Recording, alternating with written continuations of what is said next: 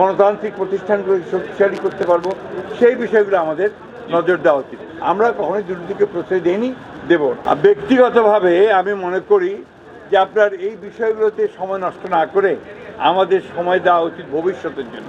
আমরা কত দ্রুত সামনের দিকে যেতে পারবো, দেশকে কি করে আপনার সত্যিকার অর্থে একটা সমৃদ্ধ অর্থনীতিতে পরিণত করতে পারবো, গণতান্ত্রিক প্রতিষ্ঠানগুলোকে শক্তিশালী করতে পারবো, সেই বিষয়গুলো আমাদের নজর দেওয়া উচিত। আর যার যেটা কাজ, দুদকের কাজ করবে, যারা দুর্নীতি করবে তাদের দেখার জন্য দুদক আছে, তারা দেখবেন, তাই না? আমরা কখনোই দুর্নীতিকে প্রশ্রয় দেইনি, দেব না। আমাদের ঠাকুরগাঁও পৌরসভার উন্নয়নের জন্য আপনার কাজ হয়েছে, কথা বলেছি আজকে। কৃষির উন্নয়নের জন্য আমরা কথা বলেছি, কাজ করেছি, কত অনেকগুলো প্রজেক্ট আছে, সেই প্রজেক্টগুলোকে বাস্তবায়িত করার জন্য দ্রুত ব্যবস্থা নেওয়া হবে। একই সঙ্গে আপনারা আমাদের যে খাদ্য যেটাকে আমরা নিরাপত্তা নিশ্চিত করার জন্য সেই ব্যবস্থাগুলো গ্রহণ করা।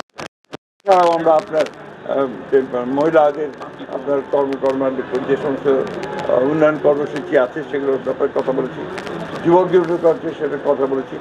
আমাদের যে ফ্যামিলি কার্ড, যেটা আমাদের মাননীয় প্রধানমন্ত্রীর সবচেয়ে বড় একটা আপনার কর্মসূচি, সেই কর্মসূচিকে অবিলম্বে আমার মনে হয় যে এই মাসের মধ্যেই হয়তো এটাকে আপনার ইমপ্লিমেন্ট করা হবে। রহিমনপুরের একটি ইউনিয়নকে ওয়ার্ডকে নেওয়া হয়েছে প্রাথমিকভাবে, এটা কাজ শুরু হবে আপনার পাইলট প্রজেক্ট হিসেবে। এইভাবে আমরা কাজ করি। অন্যান্য অনেক বিষয়ে কথা হয়েছে, প্রায় প্রত্যেকটি বিষয়ে।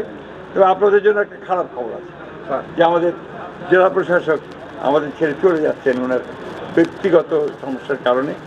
আমি ব্যক্তিগত মনে করি যে উনি আমাদের জন্য অত্যন্ত প্রয়োজনীয় একজন সরকারি কর্মকর্তা ছিলেন। উনি থাকলে আমরা অনেক বেশি উপকৃত হতাম।